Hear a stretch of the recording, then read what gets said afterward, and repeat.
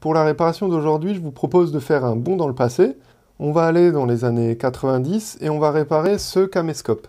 Il remonte à l'époque où l'enregistrement se faisait encore sur des cassettes. C'est une cassette de type HI8, qui est un standard d'enregistrement analogique. On ne parle pas de carte SD, d'enregistrement numérique en HD 1080, vu que l'enregistrement sur ce support était au standard 560 par 480. Et tout était stocké sur bande magnétique, donc qu'on voit ici, qui fait 8 mm de large. Et tout comme les cassettes audio, on ne va pas parler d'espace disque disponible, mais de durée d'enregistrement. Ici, on voit que c'est une 60, ce qui veut dire 60 minutes d'enregistrement.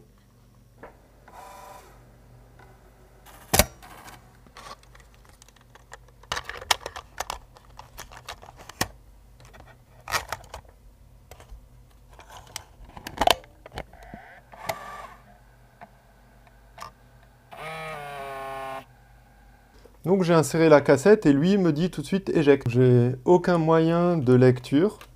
Le voyant clignote, qui est pas très bon signe, je pense. Donc bah, c'est parti. On va chercher le meilleur outil adapté dans cette situation, c'est le tournevis.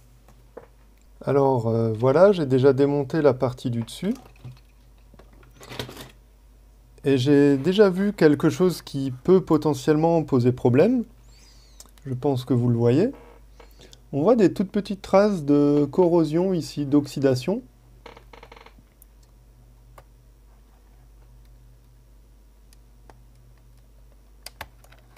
Et on a une piste là qui est bien plus sale que les autres. Donc après, je ne sais pas du tout où va cette nappe. J'ai trouvé aucun service manuel pour ce caméscope.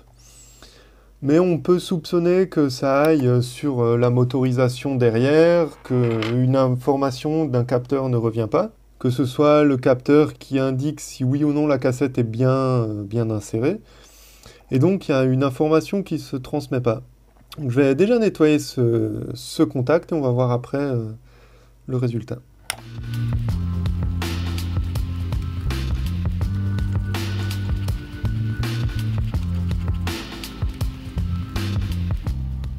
Là, il est déjà plus propre. Par contre, pour nettoyer dans le connecteur, ça va pas être aussi facile.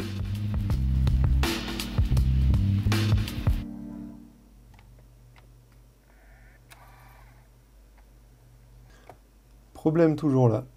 Alors voilà à quoi ressemble le caméscope une fois démonté. Il faut avoir envie de chercher la panne. On voit qu'on a plusieurs cartes empilées ici. On a des boutons absolument partout. On en a une demi-douzaine là. On en a encore ici. On a là tout le mécanisme de lecture de la cassette. Les sorties audio, vidéo. Et encore une flopée de boutons. Voilà. Donc à l'intérieur du caméscope, la partie la plus importante, c'est celle-ci.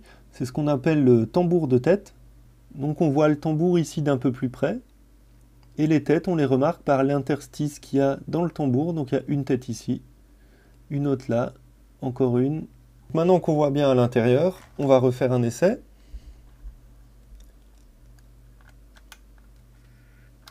Le tambour se met à tourner. La bande est tirée sur le tambour. Et en théorie, la bande devrait également être tirée sur le tambour de l'autre côté. En haut, on voit bien la bande qui est prise sur les galets ici. Et pour la partie basse, on voit les galets qui sont ici, mais ils n'ont pas la bande.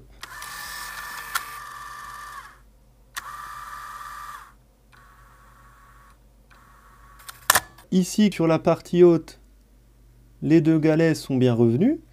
Et sur la partie basse, ils sont toujours cachés là derrière. Du coup, quand je mets une cassette, ils ne peuvent pas tirer la bande vu qu'ils ne sont pas à la bonne place. J'arrive manuellement à le remettre à sa place.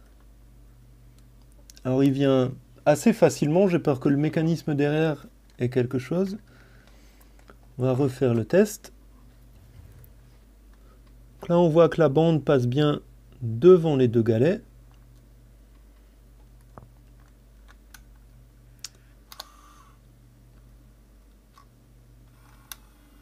Là. En haut, elle est bien emmenée. En bas, ils ont juste bougé de quelques millimètres. ils ont commencé à être entraînés. On va sortir la cassette. Ah, ça c'est un problème qu'on n'a plus aujourd'hui avec les cartes SD. On a la bande qui s'est pas rembobinée ici. Je pense du fait de mon intervention manuelle. J'ai trouvé le moteur responsable du mécanisme d'entraînement de la bande, donc il se cache là derrière. Pour forcer le mécanisme à vide, sans mettre de cassette, je lui ai soudé 2 fils et je vais lui envoyer une tension de 5 volts pour pouvoir observer plus en détail ce qui se passe. J'allume la lime, je lui mets 5 volts, je vais le faire tourner dans un sens. C'est le sens pour éjecter la cassette, donc dans l'autre sens. Donc toujours uniquement le côté haut qui fonctionne. Maintenant je vois un montage un peu bizarre. En haut on a pu voir que tout le mécanisme se décale dans la gorge qui est présente là.